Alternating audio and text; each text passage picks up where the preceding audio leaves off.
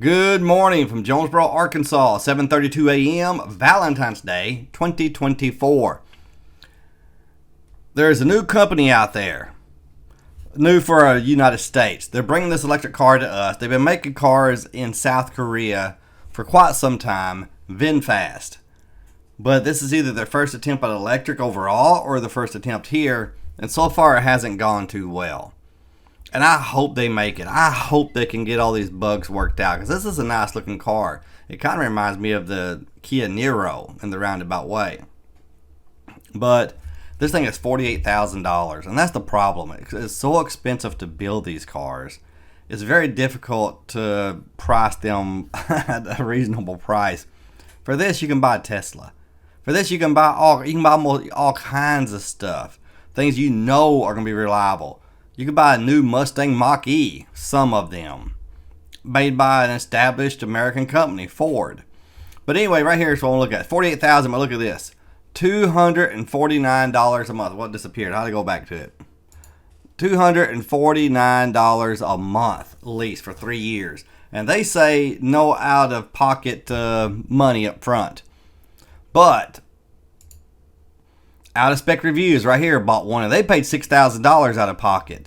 So he said, so that no out of pocket thing, well, but he admitted he paid more than he had to, and the lease went down to about $200 a month. So that tells you right there he paid extra. And here's one of the problems with the car.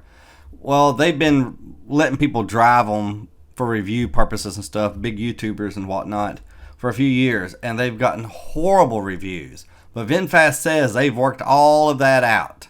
And so they contacted Out of Spec Reviews, and they said pretty much, hey, and this is as far as I've gotten in the video. I don't know what's going to happen after this mark. They said, hey, we know you bashed our piece of crap car in the past, and well, we got it all worked out, and we think you'll love us now, so why don't you come drive one? He said he didn't want to take the chance that they've got one out and they made super duper sure that it was perfect and wasn't the normal car. He said he didn't want to fall for that, where he drove around in their greatly prepared car when it wasn't an average one. So he said, no, I'm not interested, but I will buy one. And they didn't want to sell him one. First they said, okay, we'll sell him. And then when he was on the plane, when he landed for to exchange planes or whatever, this Out of Spec Reviews guy, they told him, they said, we've sold them all. He said, there's no way you've sold 50 or 60 cars in just a couple of days. There's just no way. Yep, we sold them all. Well, he made a few more calls or did something, I don't remember what, and finally he got the dealership, the head of the dealership, the general manager, to admit, said, yeah, I told him to tell you we sold them all. We actually didn't. We're having a software problem. He said when we hook it up for pre-delivery, the software thing is broke or something, and we had to fly people in from California to get it fixed. You know, they're not for sale. He said, I'm already on my way.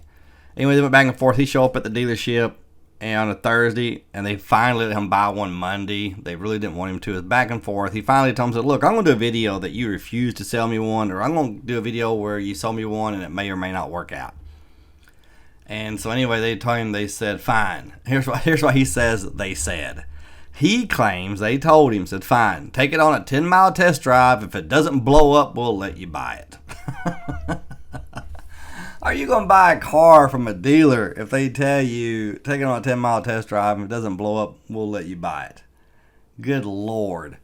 But anyway, I hope they get their problem straightened out, because $249 a month is a good price. I watched this. I also watched the one where this lady right here, she does their podcast, which I've never watched.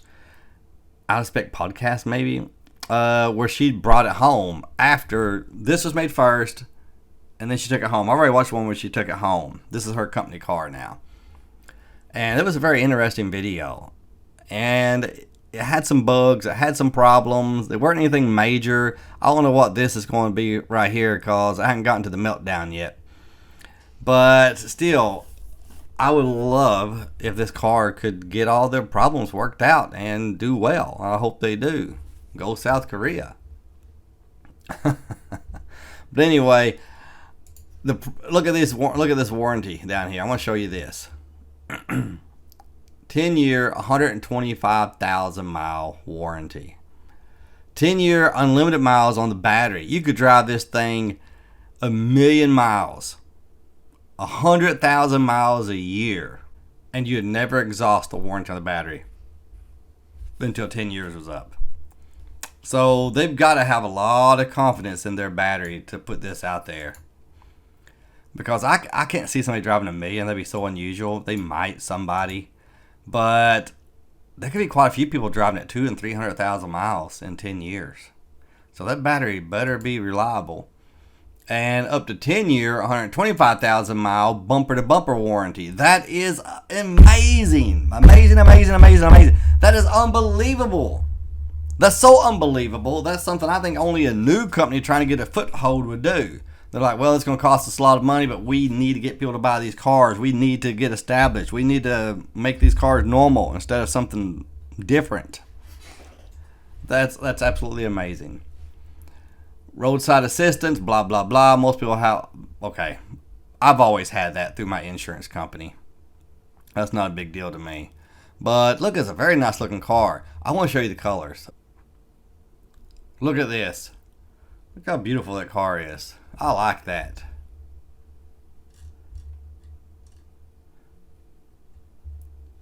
And here are the colors right here. You got crimson red. You've got Neptune gray. Vinfast blue. Right here's mine. Right here. Sunset orange. Love it. Deep ocean.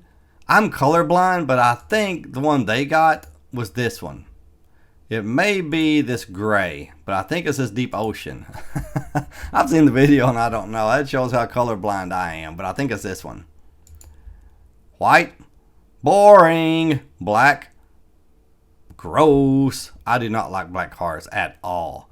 And my second least favorite color is white, usually. White's not so bad if it's broken up with something. Needs some molding or something that's black. This helps a little bit. Black and white, ugh. And silver. That orange is great. Okay, so what about you guys? Y'all gonna buy one? Would you buy one? Would you take the risk for $250 a month? I wouldn't. First off, in Arkansas, lease laws are so screwed up that I've never known anybody in my life that leased a vehicle, not an individual. Companies, yes, not an individual. I've never known anybody's leased one. Nobody leases cars in Arkansas because I'm not sure what all the lease laws are that screw things up. But I do know this. You have to pay sales tax on the entire value of the vehicle. If you lease this in Arkansas, you'd have to pay sales tax on $48,000. Now, sales tax depends on the county you're in, but probably about 9.5%. But I think for cars, it's around 6.5%. It'd be $3,100 right there just in sales tax. And if you give it back later, after the lease, you still have that $3,100. And I don't know if you would get the value at that time as a credit on your next car for sales tax or not. I'm not sure about that. But lease laws are so screwed up here. Toyota has come up with, we bought a new Toyota in 2013. And we bought it under Toyota Plus Financing, I think it was called. And it's set up like a lease, but it's not a lease. And when I told everybody what the contract said, everybody said, you got a lease. I said, I did not get a lease. Oh, yeah, you got a lease. You just don't know it. I said, I did not get a lease. First off, my name is on the title. And anyway, the way they do it in Arkansas, Toyota, is they'll sell you a car, say it's $28,000, and they'll guarantee you that they will buy it back in 3 years for, say, $18,000. That's their guarantee in writing. And then you make payments between that and the difference in those 3 years. That's your payment, with the interest. At the time, we got 0.3% interest, 0.3%. And then at the end of that 3 years, you have a choice. You can force them to buy it back, but even though you got to pay them a $300 fee to do so, processing fee. You can force them to buy it back. You can trade it in on another vehicle with that guaranteed value, going toward the next one. Or you can buy it out, or you can sell it to somebody, and there's a fifth option. I don't remember what it is. But yeah, everybody's like, you got a lease. No, I didn't get a lease. You're a moron. Don't you know I would know if I got a lease?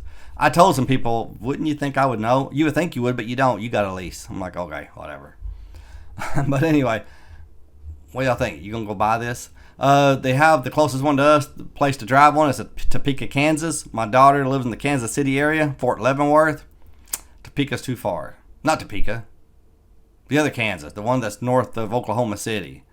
I get Topeka and this other place confused. Anyway, whatever. It's north of Oklahoma City a little bit, 3 hours from Leavenworth. They have a dealership there. They have one in North Carolina. And of course, they have 279 dealerships in California. That's a gross exaggeration, of course, but California is always the first to get anything electric. Anything. Off subject, speaking of Korea, I substitute teach now. There's a 5th grader a few weeks ago that mentioned Kim Jong Un. And I said, holy cow, I can't believe you know who Kim Jong Un is. Speaking about Korea reminded me of this. She said, yeah, he's the dictator of North Korea. I said, how do you know that? She said her dad is from Korea. And I said, North or South? She said, South. Kim Jong Un's never going to let you out of the North. And I told her, I said, well, people have escaped. But anyway, I told her, I said, you go around to your fellow 5th graders and you tell them that, you ask them, who is Kim Jong Un? None of them are going to know who he is. She said, yeah, surely they will. I said, no, they won't. Not a single one in this whole school. Which this is a fairly small school, probably 300 5th graders, I'm guessing. She didn't believe me. I said, there's a group of girls right over there. Go ask them if they know who Kim Jong Un is. She came back and she said, none of them knew. I said, see, I told you. But anyway, that's off subject. Okay, I'm going to put this at the end of the video. Alright, so anyway, that's all I've got to say. Have a good day. Thanks for watching.